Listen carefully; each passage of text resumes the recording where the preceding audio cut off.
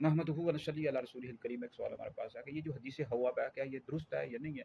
دیکھیں مسند احمد بن حنبل میں حدیث موجود ہے کہ ام المومنین عائشہ صدیقہ رضی اللہ تعالی عنہا جب بنی عامر کے پانی کے پاس پہنچی تو آپ نے فرمایا کون سی جگہ؟ تو آپ کو بتایا گیا یہ مقام حواب ہے۔ تو اس وقت آپ نے یہ حدیث بیان کی کہ نبی کریم علیہ الصلوۃ والسلام نے فرمایا کہ اس وقت تم کیا کرو گے جب تم پر مقام حواب کے کتے بھونکیں گے۔ حواب ایک جگہ کا نام ہے، جب جنگ جمل کے لیے آپ تشریف لے کر گئی تھی۔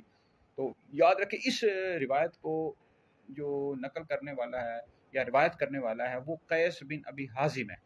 تو یہ منکر الحدیث تھا، سیر اعلام النبلاء میں موجود ہے۔ اس طرح امام یحییٰ بن سعید نے بھی اس کو منکر الحدیث لکھا ہے، بعضوں نے اس کو لکھا ہے کہ یہ جھوٹی حدیث کرتا تھا۔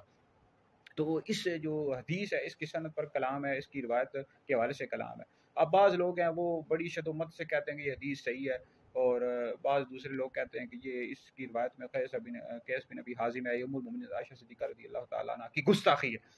تو اس حوالے سے یاد رہے کہ یہ اس طرح کی جو چیز ہوتی ہے عوامی طور پر نہیں بیان کرنی چاہیے، چونکہ اس روایت میں ایک جو راویہ قیس بن ابی حازم ہے، جب اس پر کلام ہے کہ یہ منکر الحدیث تھا اور یہ جھوٹی حدیث گڑھتا تھا، تو پھر اس حدیث کو نہ بیان کیا جائے عوامی طور پر، عوام میں پھر فتنہ و فساد پیدا ہوگا۔ تو یاد رکھیں اہل سنت کا یہ عقیدہ ہے کہ جتنی بھی جنگیں ہوئی مولا علی المرتضیٰ رضی اللہ تعالیٰ عنہ کے مقابلے میں جو بھی حضرات ہے،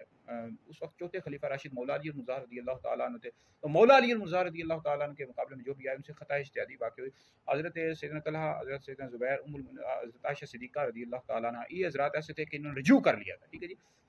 امیر معاویہ رضی اللہ تعالیٰ عنہ نے جنگ صفین میں اور خون سیدنا عثمان غنی رضی اللہ تعالیٰ عنہ کے معاملے میں ان سے خطا اجتہادی واقع ہوئی، انہوں نے رجوع نہیں کیا خطا اجتہادی کے حوالے سے، لیکن یہ جو حضرت عائشہ تھی، حضرت طلحہ زبیر تھی، انہوں نے رجوع کر لیا تھا، ٹھیک ہے جی۔ لیکن یاد رہے کہ کسی بھی نبی کریم علیہ السلام کے صحابی پر لعن طعن کرنا، ام المؤمنین عائشہ پر، حضرت طلحہ زبیر پر، امیر معاویہ رضی اللہ تعالیٰ عنہ اجمعین، کسی بھی صحابی رسول پر لعن طعن کرنا حرام ہے، ایسا شخص جہنمی ہے، اہل سنت سے خارج ہے۔ تو ان حضرات سے خطا اجتہادی واقع ہوئی، انہوں نے رجوع کر لیا تھا۔ امیر معاویہ رضی اللہ تعالیٰ نے رجوع نہیں کیا تھا۔ اعلیٰ حضرت نے بھی 10 فتاوی جلد نمبر 10 میں لکھا ہے کہ فرق مراتب بے شمار، حق بدست حیدرے قرار، یعنی حق مولا علی المرتضیٰ رضی اللہ تعالیٰ عنہ کے ساتھ تھا۔ تو بہرحال یہ جو حدیث ہے اس حوالے سے کچھ لوگ عوام میں نہیں بیان کرنے سے، جب اس کی روایت میں ایک جو راوی ہے قیس بن ابی حازم ہے جس کو منکر الحدیث لکھا گیا ہے، تو ظاہر بات ہے پھر جو لوگ اس کو صحیح نہیں کہتے وہ بھی تو ان کی بھی تو تحقیق ہے۔ تو کچھ لوگ ہیں وہ بڑی شد و مت کے ساتھ اس کو بیان، یہ حدیث صحیح ہے صحیح، اور بھائی جب ہے ایک راوی اس پر سند پر کلام ہے تو یہ جھوٹی حدیث کرتا تھا، منکر الحدیث تھا، تو پھر نہ بیان کی جائے۔ اور روافظ جو شیعہ ہیں وہ بھی پھر اس طرح کی چیزوں کا واہ دیتے ہیں کہ دیکھو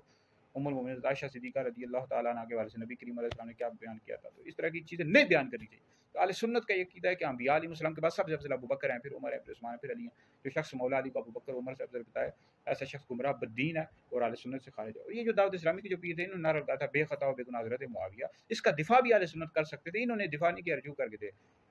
کہ ایک لحاظ سے تو امیر معاویہ رضی اللہ تعالیٰ عنہ سے خطا اجتہادی واقع ہوئی کہ مولا علی مرتضیٰ رضی اللہ تعالیٰ عنہ کے مقابلے میں دفاع اس طرح کر سکتے تھے کہ انہوں نے یزید ولید کو ولیعہد بنایا، تو اس وقت ان کو پتہ ہی نہیں تھا بھائی، بعد میں اس کے حالات خراب ہوئے ہیں، تو دفاع بھی کیا جا سکتا تھا اس نعرے کا کہ بے خطا و بے گناہ حضرت معاویہ، بہرحال انہوں نے دفاع نہیں کیا تھا۔ تو یہ جو روایت ہے اس کی سند پر کلام ہے، اس کو عوامی طور پر نہ بیان کیا جائے، ہر ایک علمی اپنی تحقیق ہوتی ہے، ہماری نزدیک یہ چونکہ روایت اس میں قیس بن ابی حازم ہے جو منکر الحدیث ہے، تو اس کی سند پر جب کلام ہے تو اس روایت کو نہیں بیان کرنا چاہیے، عوامی سطح پر اس کو نہیں لانا چاہیے۔